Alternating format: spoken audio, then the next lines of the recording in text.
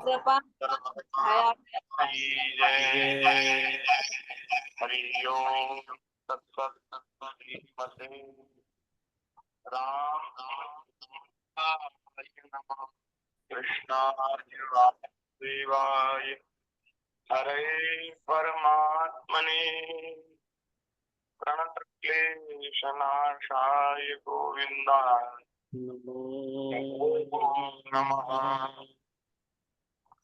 सीतानाथ समारम्भाम् श्रीरामानन्दादिमध्यमाम् अस्मदाचार्यपर्यन्ताम् वन्दे श्रीगुरुपरम्पराम्। गुरुर्ब्रह्मा गुरुर्विष्णु गुरुदेवो महेश्वरः गुरुर्साक्षात् परब्रह्म तस्मै श्रीगुरुवे नमः। प्रहलाद नारद पराशर पुंडरीक व्यासाम्बरीश शौनक भीष्मदाल्भ्यान् अर्जुन वसिष्ठ विभीषणादीन् पुण्यानिमान् परम भागवतान् नमामि।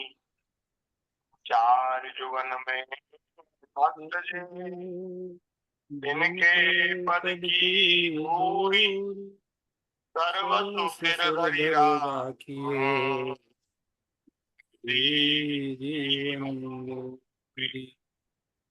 भक्त भक्ति भगवंत गुरु चतुर नाम वपुएक इनके पद वंदन किए। नाशे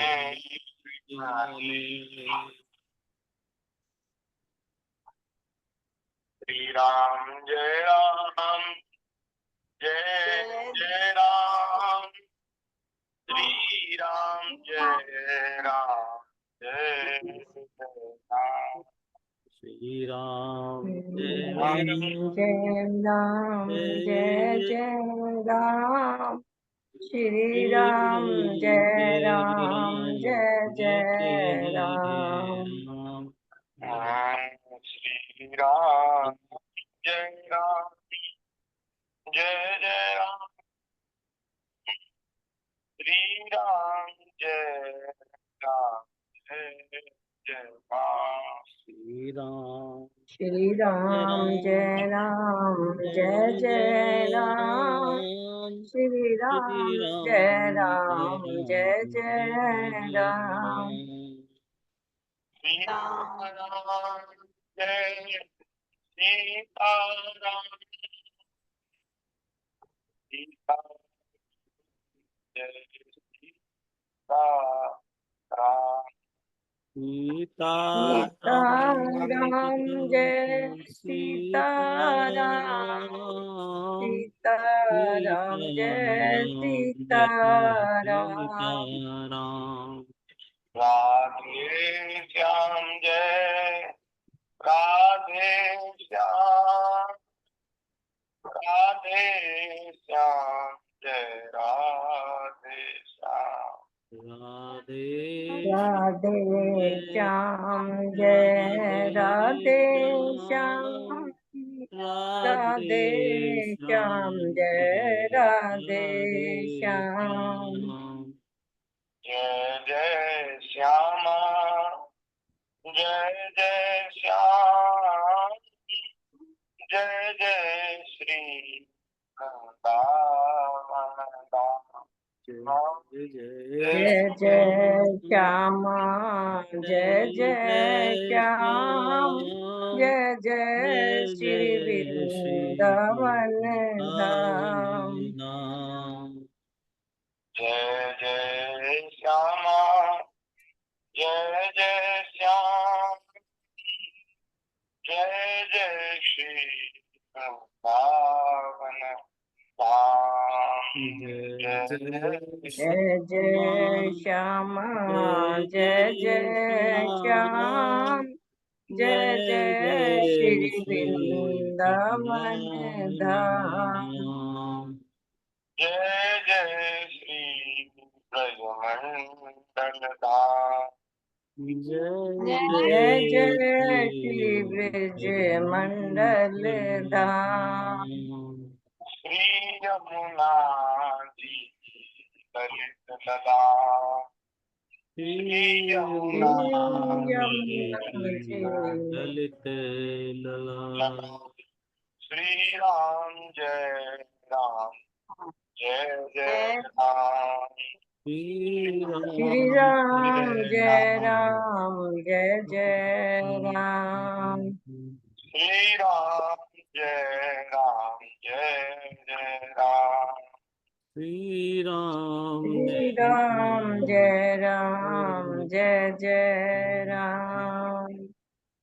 बोलिए श्री सीतारामचंद्र भगवान की जय।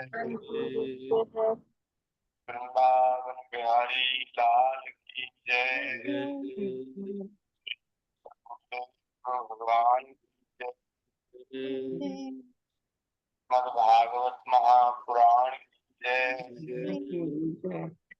देव जी महाराज की जय।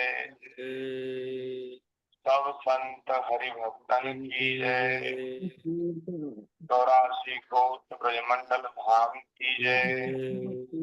जगत जननी पूज्या गौ माता की जय।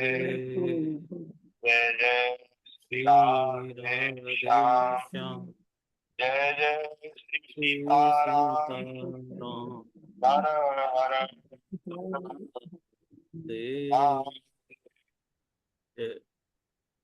नारायण नारायण नारायण। भक्त वांछा कल्प तरु, भक्त वत्सल शरणागत वत्सल, दीन बंधु दया सिंधु, असंख्य कल्याण गुणगण मिले, अकारण करुणा वरुणालय, कृपा करुणा की समुद्र भगवान श्री वृंदावन बिहारिणी बिहारी जो श्री राधा श्याम सुंदर प्रभु की महती कृपा करुणा से हम सभी को श्रीमद् भागवत जी की मंगलमयी कथा का रसपान करने का बड़ा दुर्लभ अवसर प्राप्त हो रहा है।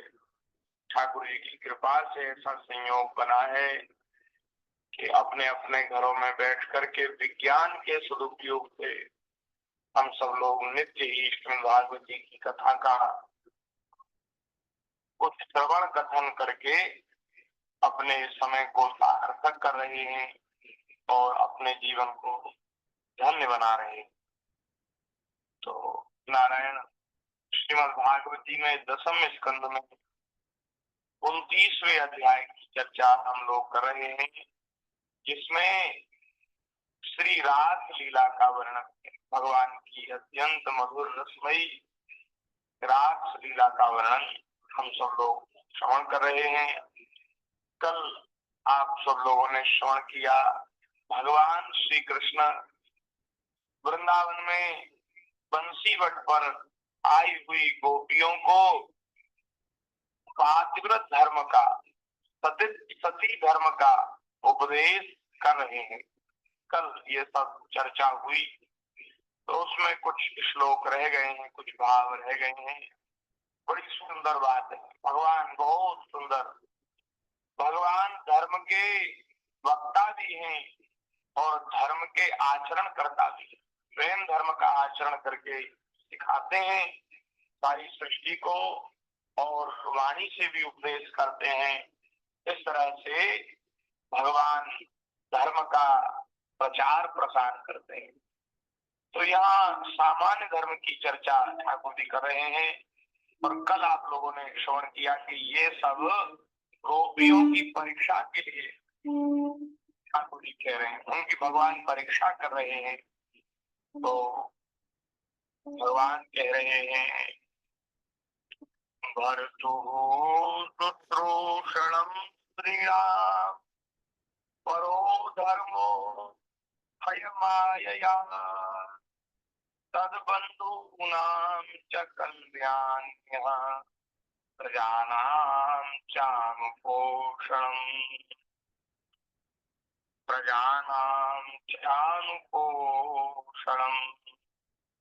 भगवान कह रहे हैं, अरे कल्याणी गोपियों, स्त्रियों का परम धर्म यही है कि वे पति और उसके भाई बंधुओं की निष्कपट भाव से, उसके जो माता पिता हैं, उसके जो सगे संबंधी हैं, प्रियजन हैं, उनका निष्कपट भाव से उनकी सेवा करें और संतान का पालन पोषण करें। ये स्त्रियों का परम धर्म है, कर्तव्य है। भगवान कह रहे हैं जिन स्त्रियों को, ध्यान दीजिए, बड़ी सुंदर बात है, सबके काम की बात है, ये हम सब लोगों के लिए ही भगवान धर्म का उपदेश कर रहे हैं। नहीं तो गोपी तो भगवान में प्रेम रखने वाली, अनुराग रखने वाली, परम भाग्यशालिनी है, परम तपस्विनी है। अरे वे इस जन्म की तो गोपी है, पहले महाराज उन्होंने भगवान की प्राप्ति के लिए बड़े बड़े तप किए, बड़े बड़े ध्यान धारणा समाधि व्रत आदि किए, पुण्य कर्म किए, धर्म का पालन किया, जिसके फलस्वरूप उन्हें भगवान में परम दृढ़ अनुराग की प्राप्ति। भगवान में प्रेम होना ये कोई सामान्य बात नहीं है महाराज, ध्यान दीजिए। ठाकुर जी में प्रेम होना इसका मतलब ये है कि सब कुछ कर लिया। जिसका भगवान में प्रेम हो गया उसने सब धर्मों का भली भांति पालन कर लिया, उसने सब व्रत कर लिए, सब तीर्थ कर लिए, सब साधन कर लिए। उन्होंने महाराज सारे जो सामान्य धर्म है उनका पालन कर लिया। जिनके हृदय में भगवान के चरणों में अनुराग की प्राप्ति हो गई, तो गोपियों को ऐसा दृढ़ अनुराग प्राप्त हुआ कि ये कोई एक जन्म की बात है। अरे वो तो जन्म जन्मांतर से भगवान की प्रेम की प्राप्ति के लिए तप कर रहे थे। इस जन्म में उनको ये सौभाग्य प्राप्त हुआ कि भगवान ने अपनी दिव्य लीला में उनको सम्मिलित करके सौभाग्य प्रदान किया। तो महाराज जो सामान्य धर्म का पालन करते हैं उन्हीं को परम धर्म में श्रद्धा होती है। परम धर्म माने भगवान की भक्ति, भगवान की भक्ति में उनकी श्रद्धा होती है और वे फिर भगवान के प्रेम के भक्ति के मार्ग पर आगे बढ़कर भगवान की प्राप्ति कर लेते हैं। तो सामान्य धर्म का पालन करना भी बहुत आवश्यक है। तो हम लोग तो अभी साधना के भक्ति के मार्ग में वो जो राजमार्ग है उस मार्ग में हमने अभी तो कदम ही रखा है। तो हम लोगों को बड़ी सावधानी से अपने धर्मों का पालन करना चाहिए, भगवान से प्रार्थना करनी चाहिए कि कहो ये सब धर्म कर्म आपकी प्रसन्नता के लिए हैं, आपके चरणों में हमारा प्रेम हो जाए अनुराग, इसलिए। तो इसलिए ये जो बात भगवान कह रहे हैं ये सब हमारे काम की है। भगवान कह रहे हैं कि जिन स्त्रियों को उत्तम लोक प्राप्त करने की अभिलाषा हो वह महाराज किसी भी प्रकार से अपने पति का परित्याग न करे। ध्यान दीजिए, कैसा भी पति हो, भले ही बुरे स्वभाव वाला हो, भाग्यहीन हो, वृद्ध हो, मूर्ख हो, रोगी हो, निर्धन ही क्यों न हो, निर्धन हो, लेकिन किसी भी स्थिति में अपने पति का त्याग नहीं करना चाहिए। ध्यान दीजिए, अब थोड़ा सा इसका अभिप्राय हम समझ लें।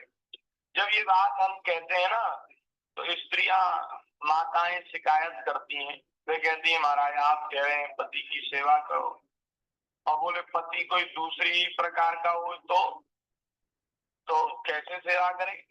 आज महाराज बड़े बड़े विचित्र विचित्र लोग हैं भगवान की सृष्टि में। ऐसे लोग हैं कि सेवा तो छोड़ो कि उनके मुंह देखने का धर्म नहीं है। तो ऐसी स्थिति में कैसे सेवा बने भाई? सेवा बनना ये बड़ा कठिन है। जब तक सामने वाला अपना आचरण में एकदम ठीक ना हो, उसका आचरण जब तक ठीक ना हो तब तक उसके प्रति श्रद्धा नहीं होगी, और श्रद्धा नहीं होगी तो सेवा नहीं होगी। तो कैसे सेवा बने? तो यहाँ भगवान कह रहे हैं कि यदि स्वभाव बुरा है तो भी अपने पति की सेवा करनी चाहिए। स्वभाव थोड़ा सब लोगों का अलग अलग विचित्र विचित्र स्वभाव होता है, तो कोई स्वभाव बुरे स्वभाव का है, इसका ठीक स्वभाव नहीं है, फिर भी उसका त्याग नहीं करना चाहिए। कोई भाग्यहीन है जिसका भाग्य संग नहीं देता, कोई काम करता है उसमें घाटा रहता है और बार बार उसको गिरना पड़ता है, बार बार उसका भाग्य जो है धोखा दे जाता है, भाग्य साथ नहीं है। तो बोले क्या करें? भगवान करे उसका भी त्याग नहीं करना चाहिए, उसका भी साथ नहीं छोड़ना। एक बार पाणी ग्रहण हो गया स्त्री का तो उसको अपने पति का कभी त्याग नहीं करना चाहिए, चाहे वो भाग्यहीन हो, बुरे स्वभाव वाला हो, व्रत हो गया हो। ऐसा नहीं कि अब व्रत हो गया अब तो ये कमाता धमाता कुछ है नहीं, अब इसका पीछा छोड़ो, नहीं। ये भैया एक जन्म का वो नहीं है, बंधन नहीं है। तो हमारे यहाँ तो 7 जन्मों तक की बात कही जाती है, 7 जन्मों तक चलता है पति और पत्नी का ये संबंध। तो व्रत हो जाए तो भी नहीं। यदि भाग्यवश दुर्भाग्यवश पति मूर्ख हो, ब्याह हो गया और पता नहीं चला और बिचौलिया तो बिचौलिए होते हैं, झूठ बोलते हैं, तो वो उन्होंने भी नहीं बताया और वो महाराज पति निकला मूर्ख, उसमें बहुत ज्यादा बुद्धि नहीं, एकदम ऐसा ही है भोला भाला, तो उसका क्या करें? उसका भी त्याग नहीं करना चाहिए, मूर्ख को भी निभाना चाहिए। कोई बात नहीं, हमारे भाग्य में ही ऐसा लिखा था, तो हमारे भाग्य में ऐसा लिखा था इसलिए हमको निभाना है। तो मूर्ख को भी निभाना चाहिए, उसका त्याग नहीं करना चाहिए। यदि पति रोगी हो जाए, ऐसा कोई रोग हो जाए कि अब तो महाराज ये तो ठीक ही नहीं होगा, इसकी सेवा ही करनी पड़ेगी, क्या करें? त्याग कर दे? कोई नहीं, रोगी पति का भी त्याग नहीं करना चाहिए। और निर्धन यदि पति हो जाए, धन नष्ट हो जाए, तो भैया धन के कारण प्रेम रखना ये तो बहुत खराब बात है। आजकल तुम्हारा ये चक्कर है संसार में, जब तक धन है तब तक सारे संबंध स्थिर हैं, स्थायी हैं, और धन नष्ट हुआ तो धीरे धीरे सब संबंध टूट जाते हैं। लेकिन पत्नी का धर्म है कि वह अपने पति को निर्धन होने पर भी उसका त्याग न करे।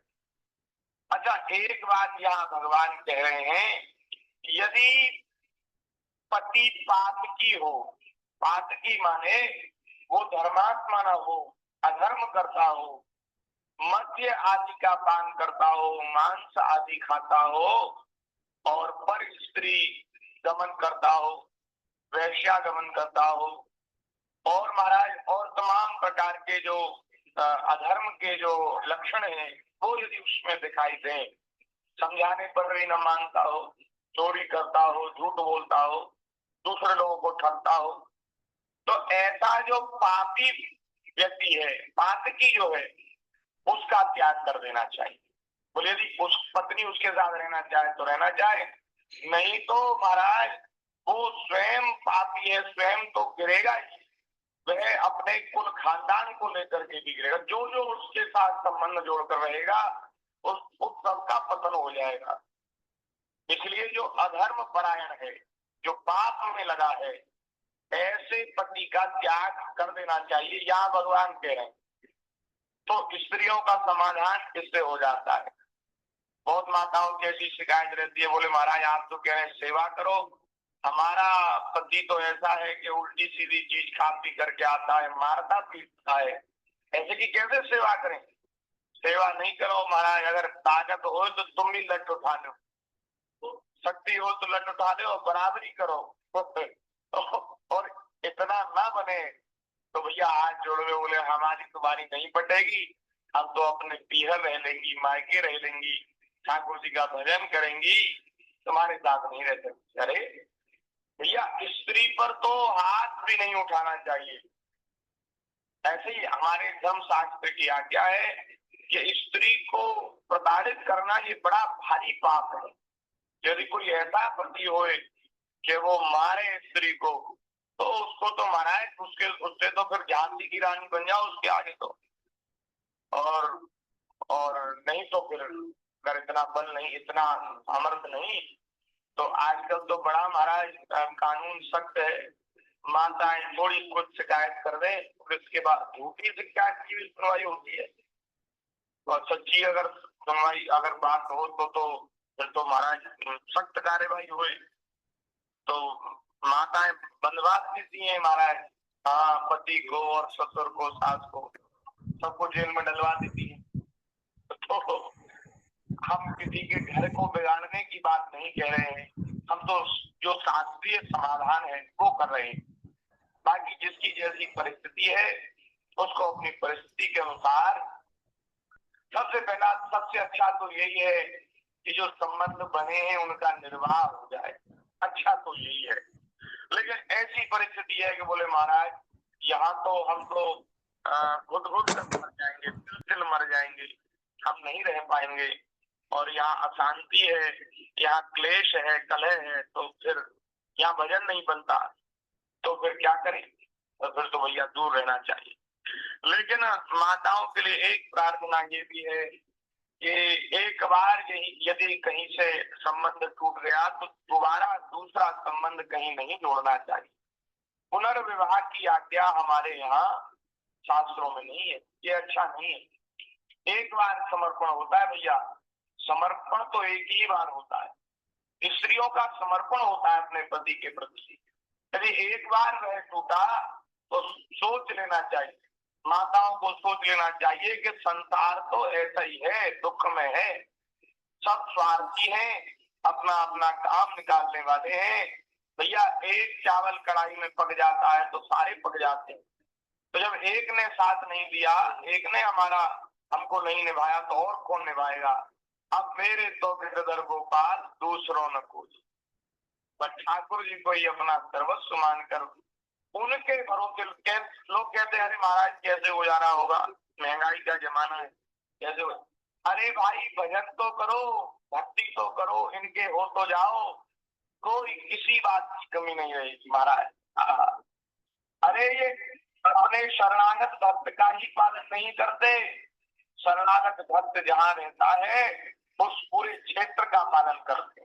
उस महाराज भगवान के भक्तों की ऐसी महिमा है, जहाँ भगवान के भक्त निवास करते हैं वहाँ महामारी नहीं फैलती, भूखमरी नहीं फैलती, वहाँ आकाश नहीं होता, वहाँ भूकंप नहीं होता, बिजली नहीं गिरती।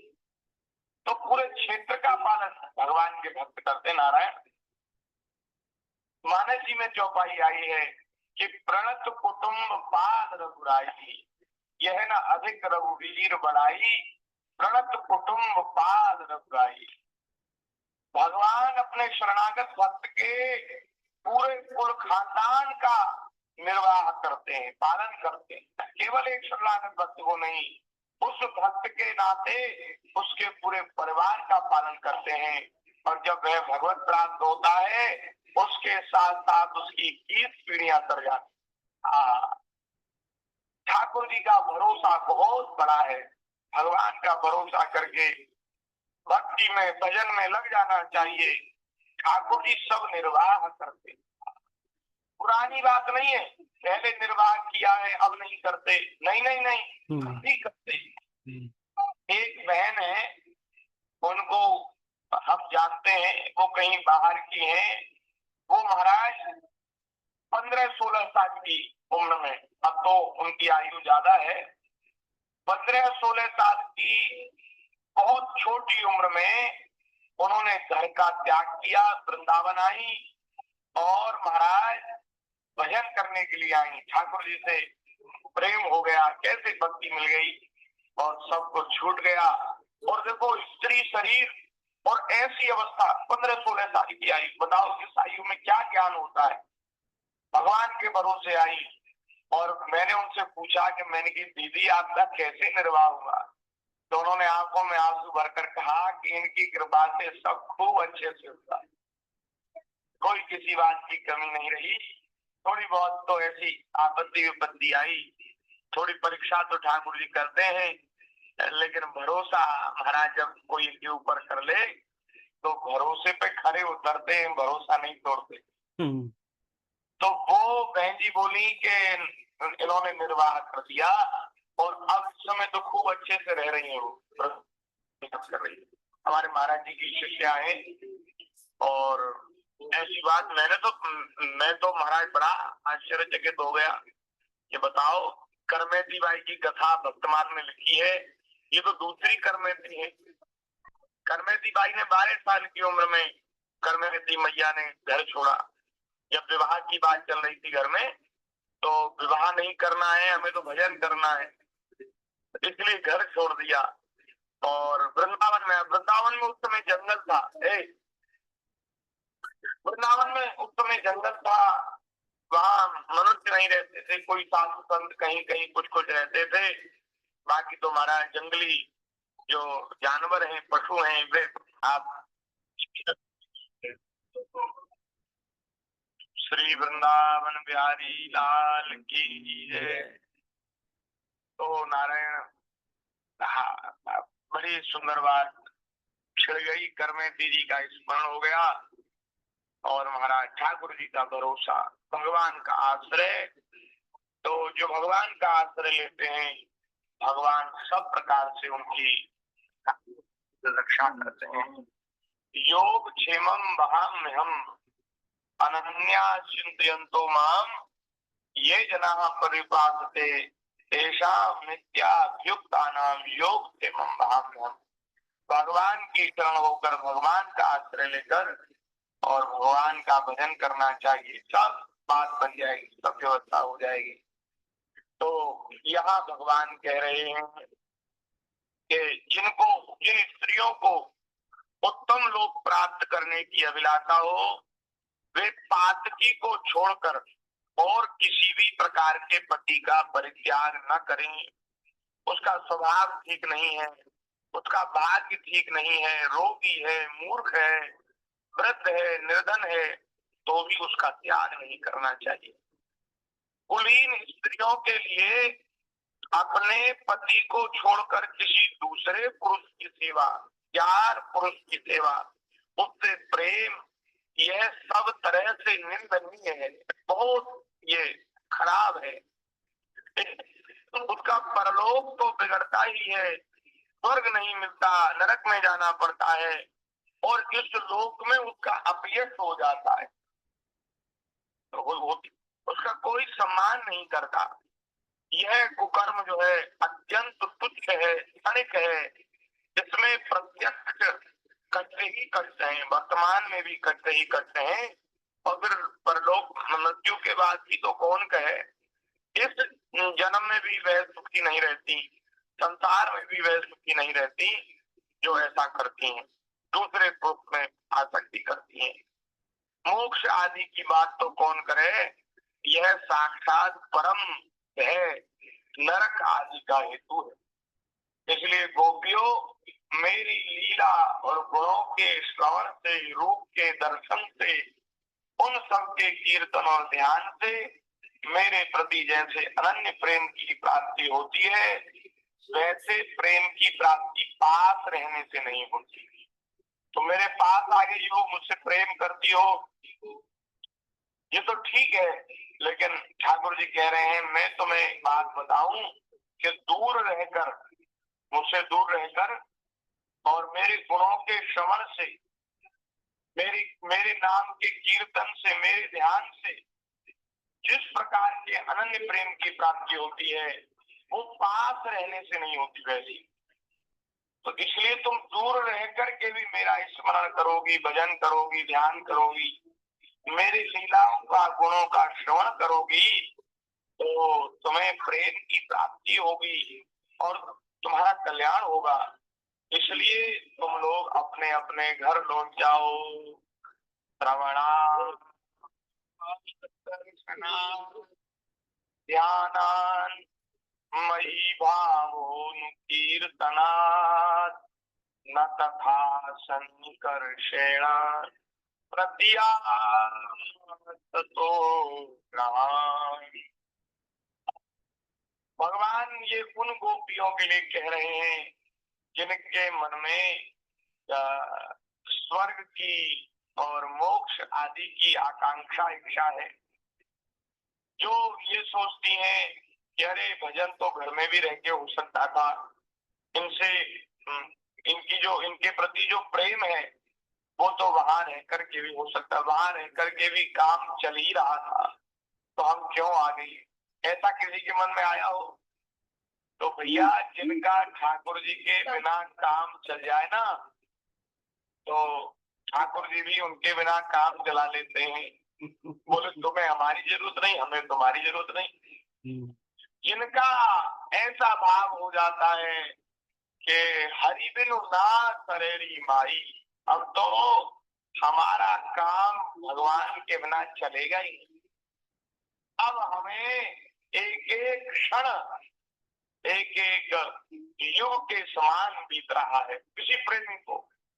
तो उस प्रेमी को महाराज अब भगवान का वियोग सहन नहीं है, तो उनको फिर भगवान को भी बहुत वो हो जाती है, बहुत व्याकुलता हो जाती है कि ऐसे भक्त का तो मैं भी दर्शन करूं और उसको भी दर्शन दूं। तो ये बात है। तो ठाकुर जी ने ऐसी बात कही। अब आगे सुखदेव जी महाराज ने कुछ कहा और फिर उसके बाद गोपियों ने बड़ा सुंदर उत्तर दिया। उसकी चर्चा भगवान की दया से हम कल करेंगे। आपके सत्संग को यही विराम करते हैं, भगवान के चरणों में निवेदित करते हैं अपनी वाणी को। थोड़ी देर भगवान के नाम का कीर्तन कर लें।